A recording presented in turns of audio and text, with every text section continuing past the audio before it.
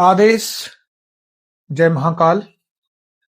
मेरे अघोर शक्ति परिवार के सदस्यों, आज हम बात करेंगे कि तंत्र शास्त्र के कड़े नियमों के अनुसार किस माला से कौन सी शक्ति और कौन सा मंत्र सिद्ध होता है। आजकल तुमने देखा होगा कि लोग बाजार से कोई भी साधारण माला उठा लाते हैं और उसी से हर तरह का मंत्र जपना शुरू कर देते हैं। अगर तुम भी ऐसा कर रहे हो तो तुम अपनी ऊर्जा और अपना समय दोनों जड़ से बर्बाद कर रहे हो। आज अघोर शक्ति के इस मंच पर, इस प्लेटफॉर्म पर खड़े होकर मैं तुम्हें अलग अलग मालाओं का वो कड़ा सच बताऊंगा, जिसे जानने के बाद तुम्हें समझ आ जाएगा कि तुम्हारी साधना अब तक रुकी क्यों थी। अघोर परंपरा का अटूट नियम कहता है कि मंत्र अगर बंदूक की गोली है तो माला उस बंदूक का ट्रिगर है। जब तक सही बंदूक में सही गोली नहीं डालोगे तब तक निशाना कभी नहीं लगेगा। हर एक माला की अपनी एक विशेष तांत्रिक ऊर्जा और उसका एक अलग स्वभाव होता है, जो ब्रह्मांड की खास शक्तियों को तुम्हारी तरफ खींचता है। अगर तुम साक्षात महादेव, काल भैरव या दसों महाविद्याओं में से मां काली और मां तारा की उग्र साधना कर रहे हो तो उसके लिए केवल और केवल रुद्राज की माला ही काम करेगी। अगर तुम धन की देवी लक्ष्मी, मां काली, मां कमला या धन के रक्षक कुबेर की साधना करके या फिर किसी भी प्रकार की अप्सराओं की साधना करनी चाहते हो तो वहां पर स्फटिक और कमलगट्टे की माला का घर्षण जरूरी है। और अगर तुम अग्नि साधनाएं करते हो, जैसे अग्निदेव, बैताल की, हनुमान जी की, वहां पर मूंगे की माला सर्वोत्तम होती है। अगर तुम अपने शत्रुओं का संपूर्ण कीलन करना चाहते हो, मुकदमे में जीत चाहते हो या मां बगलामुखी की शरण में जाना चाहते हो तो वहां हल्दी की माला काम करेगी। देखो, जब सही मंत्र सही माला के दानों से टकराता है तभी वो मंत्र जागृत होता है।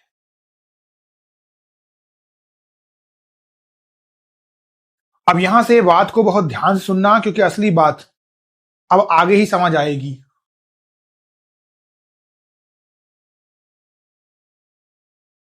बहुत से साधक यहां पर सबसे बड़ी इंसानी भूल क्या कर बैठते हैं, वो एक ही माला से सुबह लक्ष्मी जी का मंत्र जपते हैं, दोपहर को हनुमान जी का और रात को किसी उग्र शक्ति का। तंत्र का नियम कहता है कि एक माला को केवल एक ही मंत्र और एक ही शक्ति के लिए आरक्षित किया जाता है। जब तुम एक माला पर बार बार अलग अलग स्वभाव के मंत्रों का टकराव करते हो तो उस माला के दानों के भीतर की ऊर्जा पूरी तरह नष्ट हो जाती है और वो माला साक्षात पत्थर बन जाती है। तुम्हारी इस भारी भूल के कारण मंत्रों का वेग तुम्हारे शरीर को ही नुकसान पहुंचाने लगता है और तुम्हारे घर में अशांति और भीतर की गंदगी बढ़ने लगती है। इस बात को एक देसी उदाहरण से समझते हैं, क्योंकि उदाहरण से देखो बात जल्दी समझ में आ जाती है। शायद इस उदाहरण से आपके बात समझ में आ जाए। तुम्हारे पास एक खेत है और तुम्हें उसमें दो अलग अलग फसलें उगानी है। एक तरफ तुम्हें मीठा गन्ना उगाना है और दूसरी तरफ तीखी लाल मिर्च। अब अगर तुम गन्ने और मिर्च के बीजों को एक ही साथ एक ही गड्ढे में मिलाकर बो दोगे तो क्या होगा? क्या तुम्हें मीठा गन्ना मिलेगा? बिल्कुल नहीं। दोनों फसलें सड़ जाएंगी और पूरी मेहनत मिट्टी में मिल जाएगी।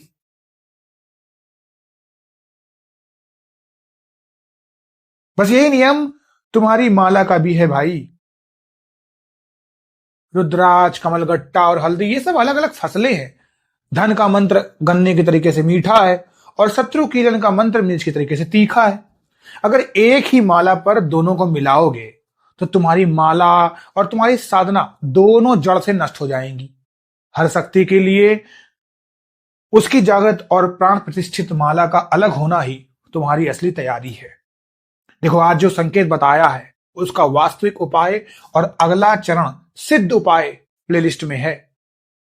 ये प्लेलिस्ट जो सिद्ध उपाय है ये लॉग्ड है पूरी तरीके से। ये प्लेलिस्ट केवल चैनल के विशेष सदस्यों के लिए है, जो वाकई में कुछ सीखना चाहते हैं, आगे बढ़ना चाहते हैं, उनके लिए खुला है, जहां संकेतों को केवल समझाया नहीं जाता बल्कि उपाय और साधना के दृष्टिकोण से गहराई में बताया जाता है। निर्णय तुम्हारा है। आदेश। जय महाकाल।